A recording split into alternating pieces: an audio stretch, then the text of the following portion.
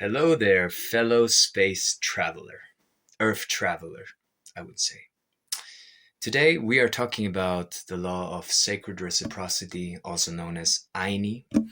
Ayni means sacred reciprocity. In Chinese, it means love you. And this is also connected to the law of karma. So we know that what we do eventually comes back to us.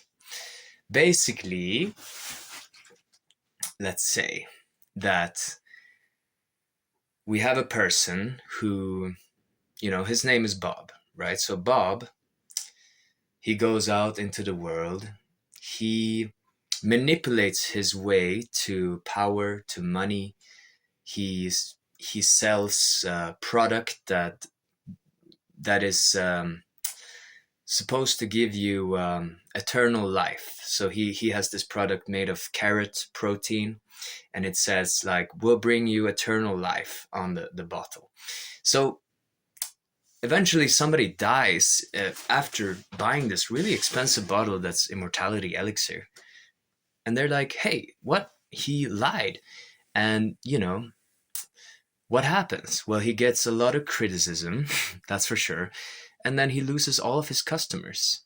So the money he made from selling these bottles in the beginning, it wasn't a long lasting journey of success. It was just until somebody realized that he was cheating and lying and scamming, basically scamming people. So, what is the lesson in this story, this fable, this tale? It's basically that, basically, let's take a second example. So, we also have a person named Lisa. She lived in the last century and she really loved chocolate. So, she went to South America and she worked at this like indigenous farm, um, getting to know the medicine of cacao. And she was like really curious, interested to learn about this, because when you're interested, you're interesting. And she was learning about this magical medicine. She felt the effects in herself that it really opened her heart. And then as she dove into this mystery of this medicine, she realized that she wants to bring it back to the people. She wants to give back. She wants to, help others to open their hearts. So she starts to have a collaboration with this eco-friendly community of indigenous people. She brings it back to Germany where she lives, and there she distributes it. And she doesn't really take much more than what she feels is fair. She takes, the an amount, but still just so, she gets by, and the value of her as a medicine carrier to bring it to the world in Germany. And she starts to sell the cacao there, but she also gives most of the profits to the indigenous community. Now, this develops a really good reputation over time. And so people hear about Lisa and her passion for the cacao, that she wants to share it with the world, that she has this open heart, and that she's sharing this overflow of energy. And so people come from, even from Schweiz, and from other countries. And they're like, "Hey, I want Lisa's cacao." Lisa's cacao is charged with really good chi. And then, and she makes a name for herself in all the world. This is alternative timeline, just so you know. This is not based on real life examples. This is just something that came in the moment. So basically, what's the difference between Bob and Lisa? Well, Bob wasn't being honest. He was kind of lying to make money for himself, profit. Whereas Lisa was being honest. She was fair about the prices. She was like upright. She also had the intention of service. Bob didn't really think about the service. He just wanted the profit for himself.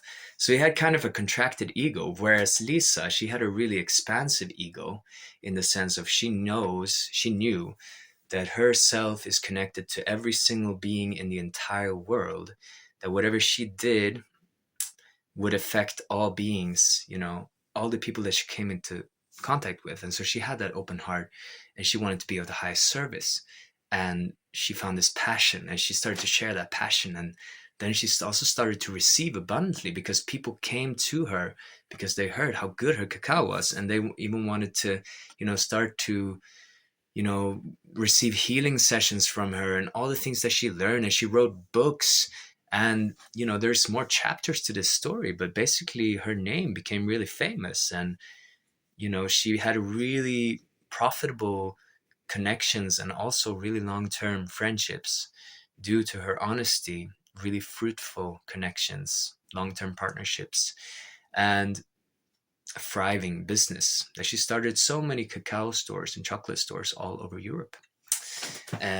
So, anyway, bringing it back to this timeline and this dimension, um, what we can see from this fable, from these two examples, is the law of sacred reciprocity when it's in harmony with life and when it's out of harmony with life.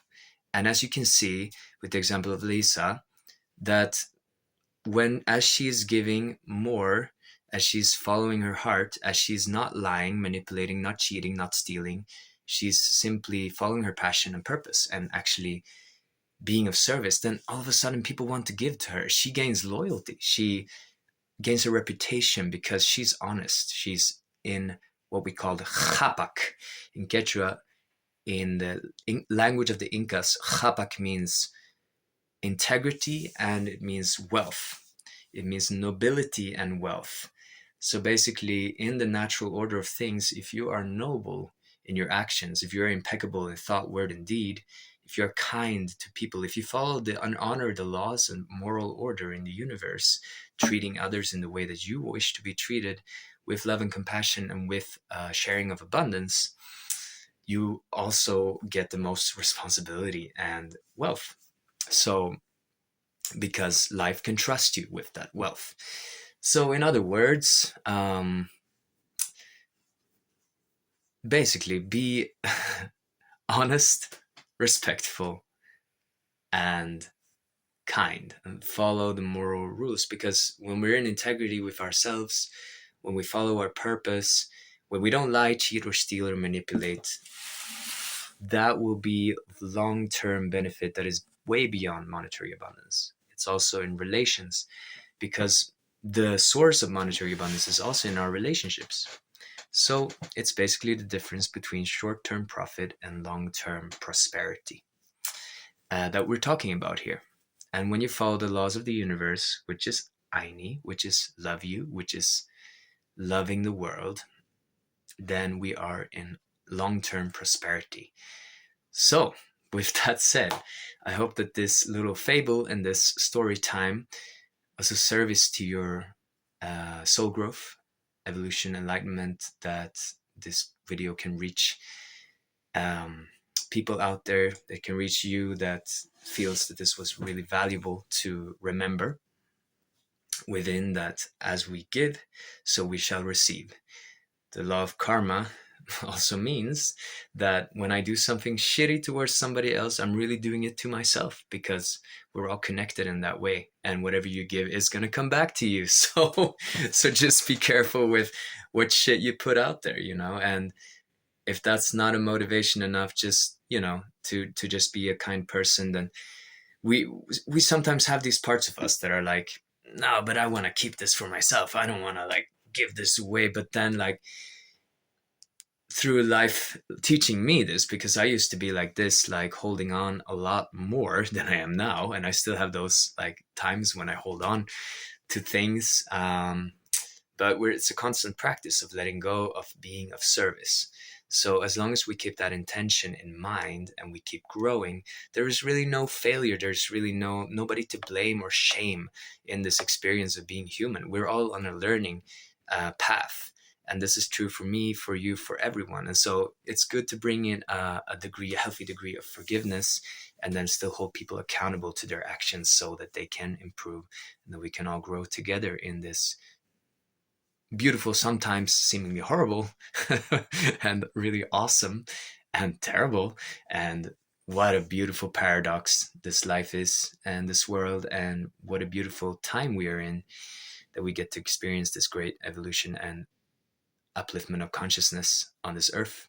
And I thank you And I'm grateful to be here with you in this time, and looking forward to celebrate life with you, and in whatever time it is, whatever time, space, and dimension, in authenticity and love. So remember, follow the law that we've been exploring today, which is the sacred law of reciprocity, of Ayni. In Lakesh, Ahomitakuyasin.